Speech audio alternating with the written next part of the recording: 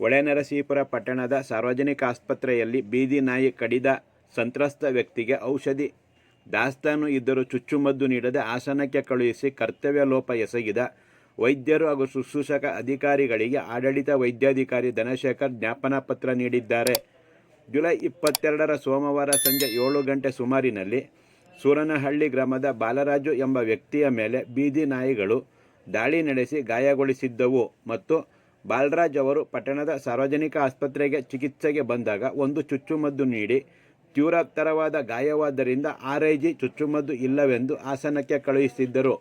ಘಟನೆ ಸಂಬಂಧ ಜುಲೈ 23ರಂದು ಪಟ್ಟಣದಲ್ಲಿ ಬೀದಿ ನಾಯಿಗಳ ಹಾವಳಿ, ಸೂರನಹಳ್ಳಿಯಲ್ಲಿ ಬಾಲರಾಜ್ ಎಂಬುವರ ಮೇಲೆ ಬೀದಿ ನಾಯಿಗಳ ದಾಳಿ, ಗಂಭೀರ ಗಾಯ ಎಂದು ನಿಮ್ಮ ಹೊಳೆನರಸೀಪುರ ಸುದ್ದಿ ಪ್ರಸಾರ ಮಾಡಲಾಗಿತ್ತು ಮತ್ತು ಜುಲೈ 24ರ ಬುಧವಾರ ಪತ್ರಿಕೆಗಳಲ್ಲೂ ವರದಿ ಪ್ರಸಾರವಾಗಿತ್ತು.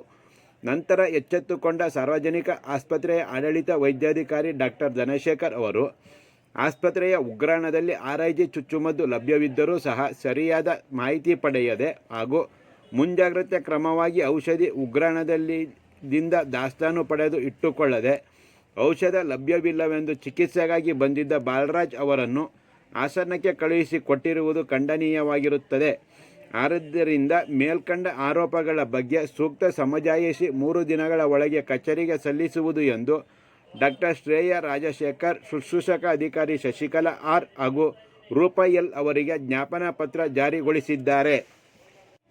ಇಲ್ಲಿನ ಸಾರ್ವಜನಿಕ ಆಸ್ಪತ್ರೆಯ ಕೆಲವು ವೈದ್ಯರು ಆಸ್ಪತ್ರೆಯ ಹತ್ತಿರದ ಲ್ಯಾಬ್ ಒಂದಕ್ಕೆ ರಕ್ತ ಹಾಗೂ ಇನ್ನಿತರ ಪರೀಕ್ಷೆಗಳಿಗೆ ರೋಗಿಗಳನ್ನು ಕಳುಹಿಸುತ್ತಿರುವ ಬಗ್ಗೆ ಸಾರ್ವಜನಿಕರಿಂದ ವ್ಯಾಪಕ ದೂರುಗಳು ಬರುತ್ತಿದ್ದು, ಖಾಸಗಿ ಲ್ಯಾಬ್ ಸಿಬ್ಬಂದಿ ಆಸ್ಪತ್ರೆ ಒಳಕ್ಕೆ ಬಂದು ಸರ್ಕಾರಿ ಆಸ್ಪತ್ರೆಯಲ್ಲಿ ದಾಖಲಾಗಿರುವ ರೋಗಿಗಳಿಂದ ರಕ್ತ ತೆಗೆದುಕೊಂಡು ಹೋಗುತ್ತಿದ್ದು, ಇದನ್ನು ತಪ್ಪಿಸಬೇಕೆಂದು ಸಾರ್ವಜನಿಕರು ಒತ್ತಾಯಿಸಿದ್ದಾರೆ. ಇತ್ತೀಚೆಗೆ ಇಲ್ಲಿಯ ಸರ್ಕಾರಿ ಆಸ್ಪತ್ರೆ ತನಿಖೆಗಾಗಿ ಆಗಮಿಸಿದ್ದ ಸರ್ಕಾರಿ ಆಸ್ಪತ್ರೆಗಳ ಜಾಗೃತ ದಳದ ಮುಖ್ಯಸ್ಥ KR ಶ್ರೀನಿವಾಸ್ ಅವರು ಯಾವುದೇ ಸರ್ಕಾರಿ ಆಸ್ಪತ್ರೆಯ ವೈದ್ಯರು ಹೊರಗಡೆಗೆ ಔಷಧಿ, ಮಾತ್ರೆ, ರಕ್ತ ಪರೀಕ್ಷೆಗೆ ಚೀಟಿ ಬರೆಯಬಾರದೆಂದು ನಿಯಮ ಇದೆ. ಯಾರಾದರೂ ನಿಯಮ ಮೀರಿ ಬರೆದರೆ ಕ್ರಮ ತೆಗೆದುಕೊಳ್ಳಲಾಗುವುದು ಎಂದು ಎಚ್ಚರಿಸಿದ್ದರು. ಆದರೂ ಚೀಟಿ ಬರೆಯುವುದು ಇನ್ನೂ ನಿಂತಿಲ್ಲ ಎಂದು ಸಾರ್ವಜನಿಕರು ಆರೋಪಿಸಿದ್ದಾರೆ. ಕೆಲವು ವೈದ್ಯರು ಹೊರಗಡೆ ಬೇರೆ ವೈದ್ಯರ ಹೆಸರಿನಲ್ಲಿ ಚೀಟಿ ಬರೆದುಕೊಡುತ್ತಿದ್ದಾರೆ ಎಂದು ಸಾರ್ವಜನಿಕರು ಆರೋಪಿಸಿದ್ದಾರೆ.